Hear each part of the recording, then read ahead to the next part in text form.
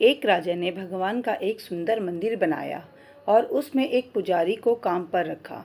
इस बात को बहुत समय बीत गया। अब राजा भी बूढ़ा हो गया था, लेकिन राजा का एक नियम था कि वह हर सुबह अपने सैनिकों के साथ फूलों की माला भेजेगा और पुजारी उस माला को भगवान की मूर्ति पर चढ़ाता था। उसके बाद जब राजा भगवान के दर्शन के लिए आता, तो पंडित जी भगवान के गले से माला उतारकर राजा के गले में डाल देते। यह लगभग रोज की बात थी। पुजारी बूढ़ा हो रहा था और राजा भी बूढ़ा हो रहा था। एक दिन राजा की तबीयत खराब होने पर राजा ने सिपाही के हाथों पुष्पमाला भेजी और सिपाहियों से कहा कि पंडित जी को कह देना कि आज हमारी तबीयत ठीक नहीं है, आज हमारा इंतज़ार ना करें क्योंकि हम आज नहीं आ पाएंगे।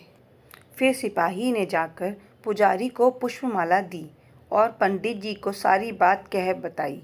पंडित जी ने भगवान को पुष्पमाला अर्पित की तो पंडित जी ने सोचा कि इतने वर्ष हो गए, भगवान का यह हार हमेशा राजा ने पहना, लेकिन मैंने खुद आज तक इसे कभी नहीं पहना, तो आज इतने वर्षों के बाद मुझे भगवान के इस हार को धारण करने का अवसर मिला है।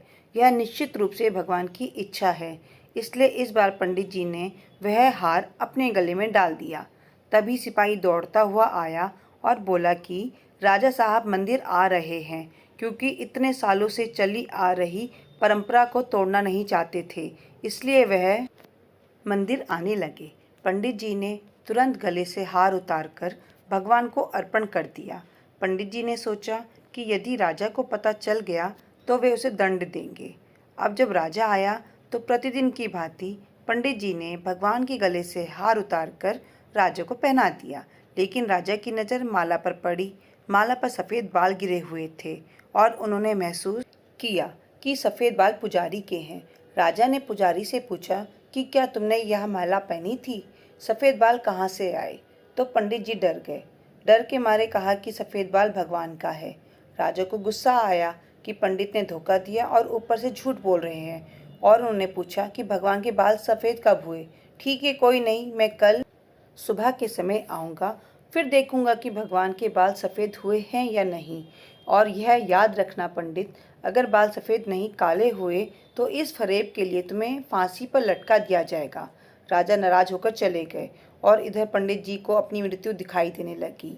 उन्होंने भगवान को प्रणाम किया और कहा कि भगवान मुझे क्षमा करें, मुझे लोभ हुआ और सोचा कि यह माला मैं भी पहन लूं। भगवान मुझे बचा लो, नहीं तो कल मैं निश्चित रूप से राजा के हाथों मारा जाऊंगा। पंडित पूरी रात भगवान से प्रार्थना करता रहा।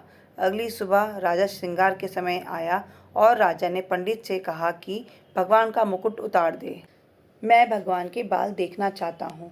पंडित जी ने घबराकर मुकुट हटा दिया और मुकुट उतारते ही राजा के होश उड़ गए। भगवान की मूर्ति के सफ़ेद बाल थे, लेकिन राजा को लगा कि पुजारी फिर से चाल चल रहा है। क्या उसने अपनी जान बचाने के लिए बाल रंगे थे? इसलिए उसने जांच करने के लिए बाल तोड़ना शुरू कर दिया, और जैसे ही राजा ने बाल उखाड़े, मूर्ति से खून निकलने लगा। यह देखकर राजा भगवान के चरणों में गिर पड़ा और क्षमा मांगने लगा। भगवान मुझे क्षमा करें, मैंने बहुत बड़ा पाप किया है। मैं सही और गलत को भूलकर संदेह से इतना अंधा हो गया हूँ। तभी मूर्ति से आवाज़ आई, राजा आप मुझे केवल मूर्ति ही समझते हैं, इसलिए आज तक मैं केवल आपके लिए मूर्ति हूँ। लेकिन इस पुजारी को मुझ में भगवान दिखा तो मुझे उसकी जान बचाने के लिए अपने बाल सफ़ेद करने पड़े। उसके बाद राजा को अपनी गलती का पछतावा हुआ, लेकिन अब कुछ नहीं किया जा सकता। इसलिए कहा जाता है, यदि आप वास्तव में ईश्वर को देखना चाहते हैं तो आपको केवल महसूस करना है। परमेश्वर पर बिना शर्त विश्वास रखें और बिना किसी रुकावट के अपना काम करते रहें।